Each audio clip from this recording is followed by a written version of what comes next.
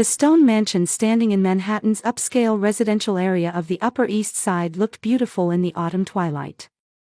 Margaret Wilson, the owner of this house, was still beloved by her neighbors as a dignified widow even 10 years after losing her husband. Thanks to the real estate investments and stock portfolio her husband had left behind, she lived a financially comfortable life without any worries. Margaret's son Robert lived in his mother's house with his wife Carol and daughter Jessica. On the surface, he claimed it was to take care of mother, but in reality, he had returned to this house 3 years ago after suffering a major failure in real estate business and accumulating debt. Carol had never worked since marriage and had an eye for luxury brand handbags and jewelry. Her room's closet was packed with items purchased with Margaret's credit card. Jessica worked as a hairdresser but spent most of her salary on online casinos and lottery tickets. "This time I'm going to hit it big," was her catchphrase, and she would accumulate debt and then come crying to Margaret. Her grandmother would sigh each time but couldn't bring herself to refuse her granddaughter's requests. The only exception in this family was Robert's eldest daughter Emily and her son Ethan. Emily had been living alone with her son in a nearby apartment since her divorce 5 years ago. As a nurse working at the city's general hospital, she lived a modest life in a simple 2-bedroom apartment about 10 minutes by car from her mother's house, providing only what her son needed. 6-year-old Ethan was a kind-hearted and intelligent boy who made it his daily routine to stop by his grandmother's house after school. Margaret especially cherished Ethan among her grandchildren and treasured the time they spent together above all else. The time they spent reading picture books together by the fireplace in the living room or baking cookies in the kitchen was the happiest moment of Margaret's day. Ethan also genuinely enjoyed his time with his grandmother. He would tell her in detail about what happened at school and sometimes surprise his grandmother with grown-up questions. Margaret, healed by her grandson's pure heart, would sometimes confide her true feelings to Ethan alone, things she would never tell other family members. "Grandma, Daddy's father and Mommy's mother are always talking about money," Ethan said innocently one afternoon. When he said this, Margaret smiled wryly while stroking her grandson's head. "That's right, Ethan.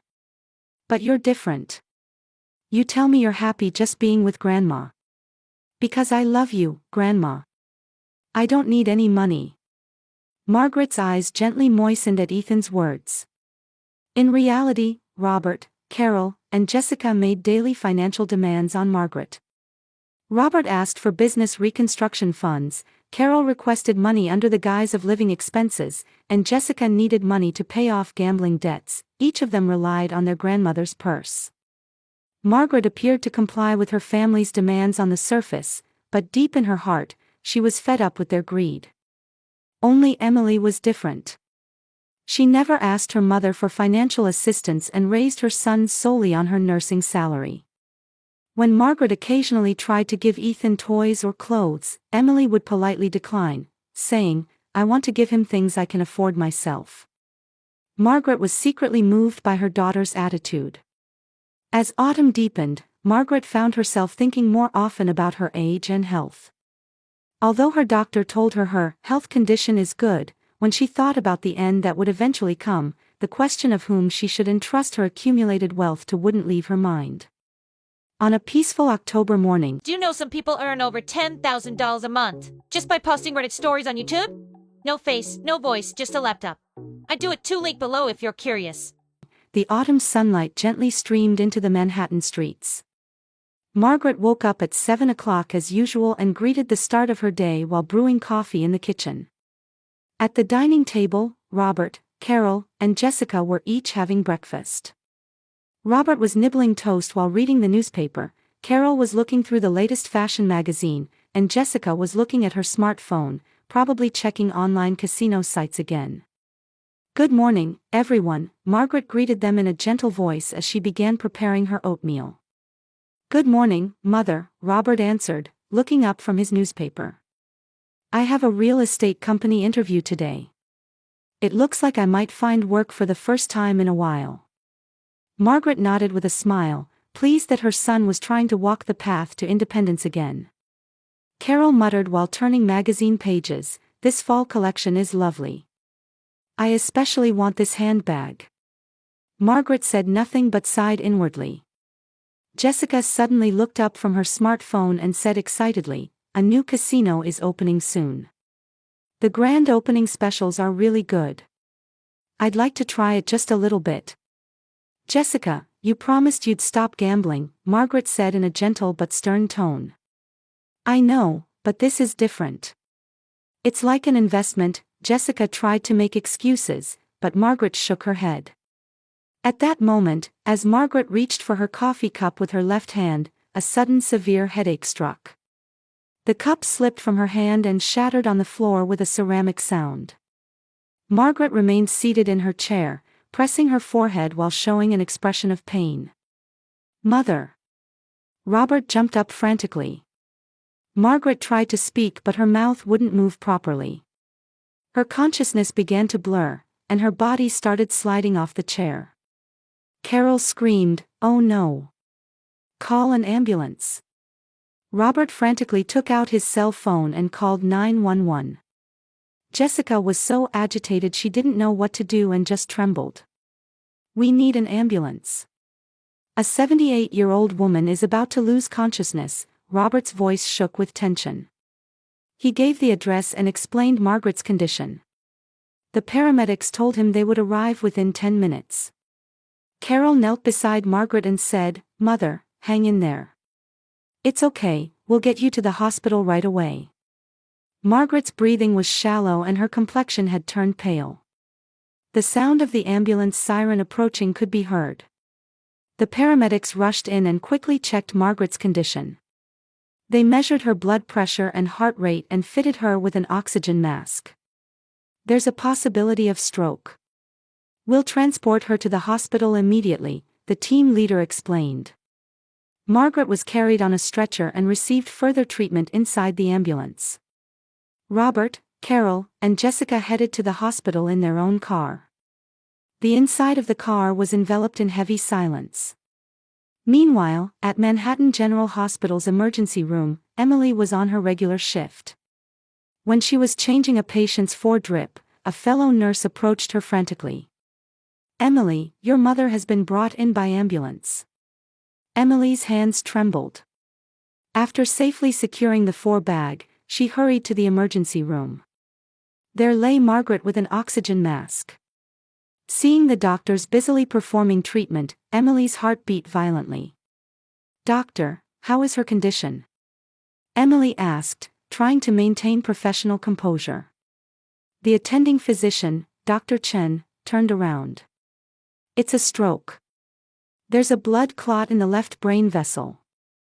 We're currently considering thrombolytic therapy, but given her age, we need to make a careful decision." Emily, with her medical knowledge, understood the seriousness of her grandmother's situation. Thrombolytic therapy had time constraints, and there were also risks of side effects for elderly patients. Soon Robert, Carol, and Jessica arrived at the hospital. They had to wait outside the treatment room. Emily left work early and prayed for her grandmother's recovery with the family. A few hours later, Dr. Chen came to the family. His expression was serious. "We performed thrombolytic therapy, but the effect was limited.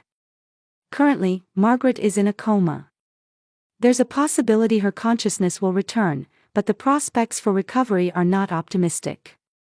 Carol shed tears, Robert leaned against the wall holding his head, and Jessica sat down and began crying. Emily understood the situation with her nursing knowledge, but it was still difficult to accept the possibility of losing her grandmother. "Can we visit her?" Emily asked. "Yes. However, visits will be in the ICU, so only 2 people at a time, and the time will be limited." The family decided to take turns visiting Margaret. First Robert and Carol went in, then Jessica and Emily visited. Margaret was connected to a ventilator, and monitors displayed her heart rate and blood pressure. Seeing this, Emily truly realized the crisis of her grandmother's life. Emily quickly contacted Ethan's school. Her son was participating in an after-school program, but she explained the situation and decided to pick him up early. "Mommy, what happened to Grandma?" Ethan asked worriedly in the car. Emily explained to her son in terms he could understand. Grandma got sick and is now in the hospital. The doctors are working very hard to treat her, but it's a very serious illness. Can I see Grandma? Tomorrow, we'll go see her together.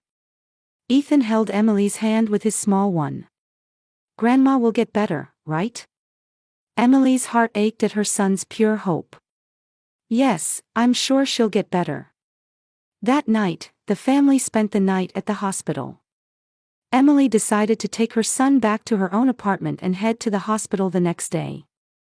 There was no change in Margaret's condition, and the doctor told them, "We can only wait and see for now." The next day, Ethan came straight to the hospital from school. Emily picked him up and they went to the ICU together. Ethan was surprised to see his grandmother's appearance, but love overcame fear. "Grandma," Ethan called in a small voice. With the nurse's permission, Ethan gently held Margaret's hand. "Grandma, wake up. You promised, didn't you, to stay with me until my elementary school graduation?" Ethan's voice was trembling. "I don't have fun drawing pictures by myself. Cookies don't taste good without Grandma. Please stay by my side forever," Ethan pleaded tearfully. At that moment, Margaret's right hand moved slightly. It was a movement as if she was squeezing Ethan's hand back. The heart rate on the monitor also changed subtly. "Doctor, her hand just moved," Emily called the doctor excitedly. Dr. Chen rushed over to check, but explained, "It might be a reflexive movement. Patients in comas sometimes show such reactions." However, Ethan was convinced. "Grandma is listening. She can hear my voice." From that night on, the family took turns staying overnight at the hospital. While hoping for Margaret's recovery, each harbored complex emotions. 3 days passed. In the ICU of Manhattan General Hospital, autumn afternoon light streamed through the windows. Margaret's room was enveloped in silence, with only the regular sound of the ventilator echoing. Dr. Chen gathered the family during morning rounds and told them with a grave expression. "Margaret's condition has worsened over these 3 days. Her blood pressure has become unstable, and her kidney function has also declined. Unfortunately, we could face the end at any time." At the doctor's words, Carol covered her mouth with her hand and let out small sobs. Robert sighed deeply, and Jessica sat down in a chair trembling. Emily, with her nursing knowledge, understood the weight of the doctor's words more than anyone. "How long?" Robert asked, squeezing out his voice. "We're thinking a few days to about a week. However, this is a medical prediction, and we can't say anything for certain," Dr. Chen answered carefully. Emily applied for leave from the hospital and decided to stay by her grandmother's side. Ethan also came to the hospital every day after school and continued talking about school events while holding his grandmother's hand. "Grandma, I got 100 on my math test today. The teacher praised me so much," Ethan spoke in a slightly louder voice so as not to be drowned out by the ventilator's sound. "Get better soon so we can celebrate together." On the evening of the 3rd day, the entire family gathered in the room. Dinner time had passed, and the corridor lighting was beginning to dim. Emily had her son sitting on her lap and was holding Margaret's hand. Robert, Carol, and Jessica sat on the opposite side of the room, each wearing complex expressions. After a while of silence, Carol spoke up. "If something happens to Mother, there will be various things we need to organize." Robert nodded. "That's right. Mother's house, her assets. That house, being in a prime Manhattan location, is worth at least $2 million, Carol said in a lowered voice. Considering the location, it might sell for even more." Emily frowned. "Mother, this isn't the time to be talking about such things." "But we need to think about these things realistically," Carol retorted. "Mother would want us to properly consider the future too." Jessica looked up. "Grandma's Tiffany jewelry collection is really valuable. Especially that diamond necklace, I'd like to have it. Grandma said it looked good on me." Robert took out a calculator while saying, the investment account balance should be over $5 million. Plus there's life insurance. Mother always said, prepare for the future. We need to think about inheritance taxes too, Carol added. We should probably consult with a lawyer early. That's right, where is Mother's will? Robert pondered. It might be in the safe in the study. Do you know the combination? The three began excitedly discussing the distribution of the inheritance. As if Margaret had already died, they debated the value of furniture, bank account balances, and stock market values. Emily tried to cover her son's ears, but Ethan had already heard the family's conversation. The 6-year-old boy couldn't fully understand the meaning of the adults' conversation, but he could tell the family was only talking about money. Ethan quietly got down from Emily's lap and walked to Margaret's bedside. With the sound of the ventilator audible, he brought his face close to his grandmother's ear. "Grandma," Ethan whispered in a small voice. "You heard all that, didn't you?" The room suddenly fell silent. Robert, Carol, and Jessica's conversation stopped all at once, and the three stared at Ethan. Ethan continued. "Daddy's father and Mommy's mother, and Aunt Jessica too, they're only talking about Grandma's money. Even though Grandma is sick and suffering, everyone only thinks about money." Carol frantically stood up. "Ethan, what are you saying?" "But it's okay, Grandma," Ethan continued while wrapping his grandmother's hand with both of his. "I love you, so I don't need any money. I'm happy just being with you. Even without money, you're still my beloved Grandma." The air in the room froze. Robert put his calculator on the desk and turned pale. Carol stood with her mouth open, unable to speak. Jessica sat down in her chair and covered her face with trembling hands. "Ethan." Emily approached to embrace her son. "Mommy, did I say something wrong?" Ethan looked up at his mother with pure eyes. "Grandma always taught me that there are things more important than money. Being with the people you love is the most important thing." Tears overflowed from Emily's eyes. Her son's words were completely correct while simultaneously exposing the ugly nature of the family. Carol frantically tried to cover up. "Ethan, you're misunderstanding. We're worried about Mother." "Then why were you talking about the house price?" Ethan asked straightforwardly. "Why were you talking about who gets Grandma's things when Grandma is still alive?" Robert tried to laugh it off. "It's just what a child says, don't worry about it." "I'm a child, but I'm not stupid," Ethan said resolutely. "I understand perfectly well that everyone only talks about Grandma's money." Jessica said in a tearful voice, "We really love Grandma. It's just. If you really love her, you should only think about Grandma getting better," Ethan answered with pure logic. "You can talk about money after Grandma goes to heaven, right?" Emily embraced her son and cried at the ugly appearance of her family. As a nurse, she had seen many families, but she hadn't thought her own family was this greedy. Heavy silence flowed through the room. With only the sound of the ventilator echoing, everyone felt the weight of Ethan's words. The truth innocently spoken by the 6-year-old boy had mercilessly exposed the hypocrisy and greed of the adults. At Margaret's bedside, Ethan continued holding his grandmother's hand. "Grandma, I'm always on your side. I don't need any money, so please get better soon." At that moment, what no one noticed was that Margaret's eyelids moved slightly.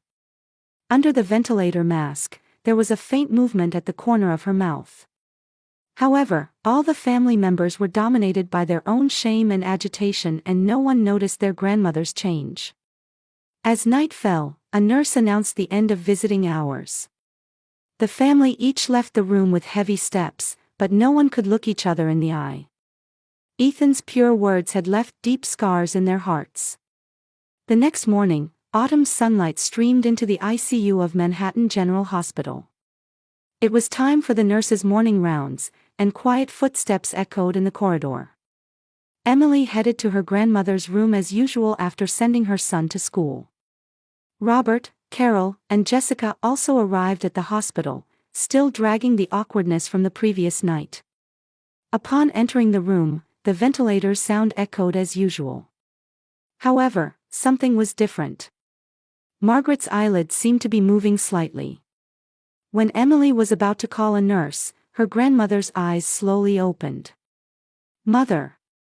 Emily cried out in surprise. Margaret couldn't speak because of the ventilator mask, but she had clearly regained consciousness. Her eyes were clear and she seemed to recognize her surroundings. Emily quickly pressed the nurse call button and called for a doctor. Soon Dr. Chen rushed over and checked Margaret's condition. "She's regained consciousness. Her vital signs are also stable. This is better recovery than expected." The doctor couldn't hide his surprise. Robert, Carol, and Jessica also hurried into the room. Seeing Margaret regain consciousness, the three showed expressions of relief mixed with complexity. They remembered their actions from the previous night and felt uncomfortable. The doctor began preparing to remove the ventilator. "We'll gradually remove the mask. Don't try to force yourself to speak," he explained to Margaret. When Margaret's oxygen mask was removed, she took a deep breath. Then she slowly looked at each person's face. Her gaze was cold and sharp. The entire family held their breath. Carol frantically approached. "Mother! We were really worried. We're so glad you regained consciousness. We were always thinking about you." Margaret raised her hand to stop Carol's words. Her voice was hoarse but clearly audible. "I heard everything." The room fell silent. What?" Robert asked in a trembling voice. Margaret answered calmly. "Actually, I regained consciousness 2 days ago. I asked the doctors and nurses to keep quiet for a while." Dr. Chen nodded. "It was the patient's wish. She said she wanted to observe the family's behavior. Ethan told me they're saying terrible things, so I decided to continue the act," Margaret said with gratitude toward her grandson. "I wanted to confirm your true nature with my own eyes and ears." Jessica turned pale. "Grandma, we were.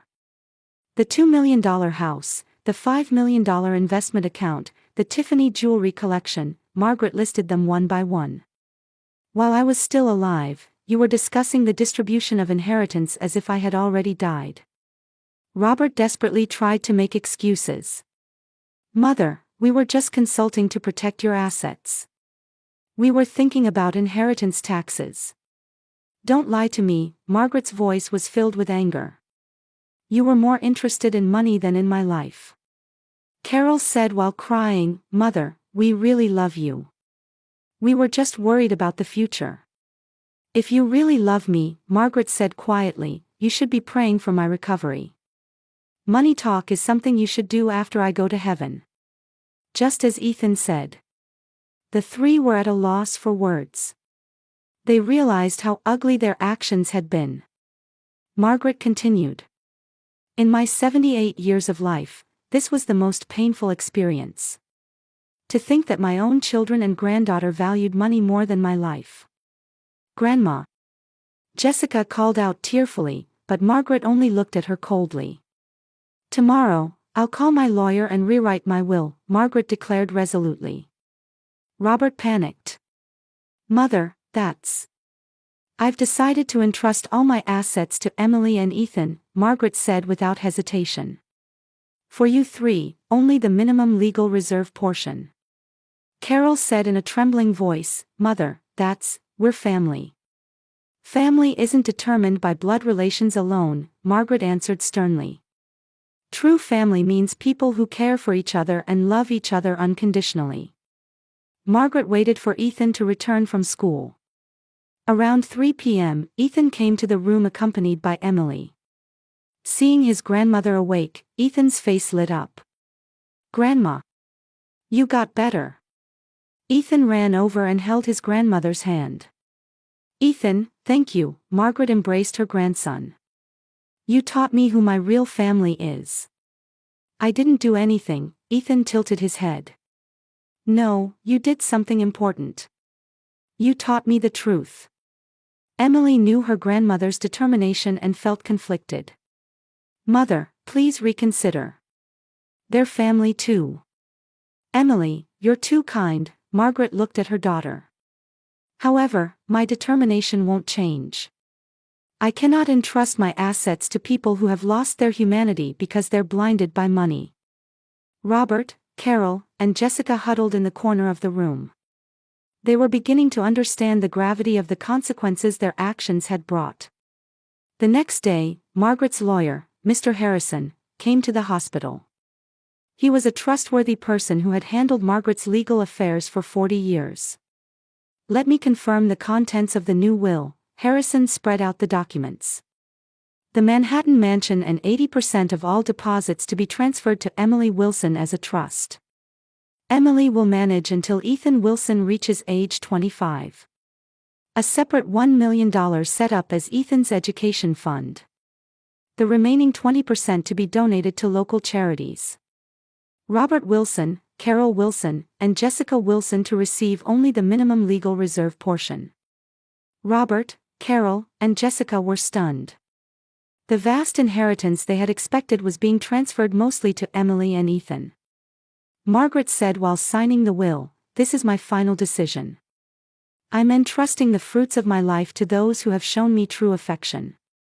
Ethan said while sitting on his grandmother's lap, "Grandma, I don't need any money. It's enough just having you healthy. Because I know that, I'm entrusting it to you." Margaret embraced her grandson. Money should only be entrusted to people who can properly understand its value. When leaving the room, Robert, Carol, and Jessica were dominated by deep regret. They painfully realized that their momentary greed had resulted in losing both their relationship with their mother and a large fortune. Emily said to her grandmother, "Mother, we'll be taking on a big responsibility." "You'll be fine," Margaret smiled. "Because you're people who know true affection." 1 month later, on Thanksgiving evening, warm light glowed in the Manhattan stone mansion. Margaret had recovered smoothly and had returned to what doctors called a miraculous recovery. Emily and Ethan had moved into their grandmother's house and begun a new life together as three. In the dining room, Margaret, Emily, and Ethan were gathered around a Thanksgiving dinner. The table was set with handmade turkey, mashed potatoes, and cranberry sauce, filled with homey warmth. "Grandma, this turkey is absolutely delicious," Ethan said with a beaming smile. "Mommy and Grandma made it together," Emily answered with a smile. "I never knew cooking together could be this much fun." Margaret felt deep satisfaction. This house was now more full of life than ever, enveloped in the warmth of a real family. Emily continued her nursing work while caring for her grandmother, and Ethan did his homework with his grandmother every day after returning from school. "Today I told everyone at school," Ethan said. "My grandma is the kindest and strongest in the world." "Strong?" Margaret asked with a laugh. "Because you didn't lose to the illness. And you can decide important things properly." Meanwhile, the lives of Robert, Carol, and Jessica had changed dramatically. Robert had moved out of his mother's house, sold his small apartment to pay off debts, and moved to an even smaller rental apartment. At age 58, he was learning for the first time the harshness of living solely on his own strength. Carol had started part-time work for the first time in her life. Starting work at a department store cosmetics counter, she was learning the value of labor and the meaning of serving customers.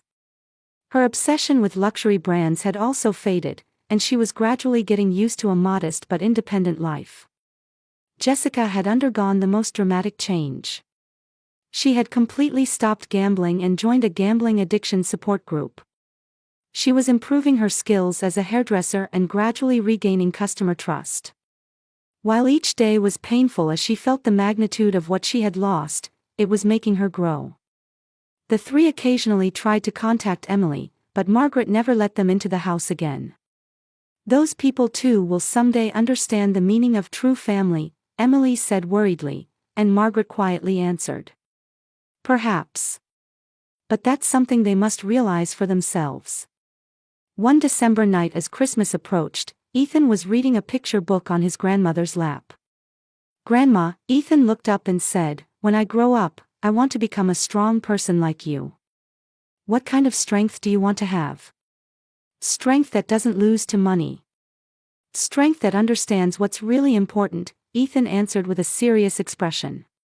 Margaret embraced her grandson. "You're already strong enough. That day, you taught Grandma the truth." "But I didn't do anything." "That's right, you didn't do anything special. You just said your true feelings. That's the most difficult and most important thing." Emily was cleaning up in the kitchen, reflecting on this past month. While financial worries had disappeared, she had gained something more important.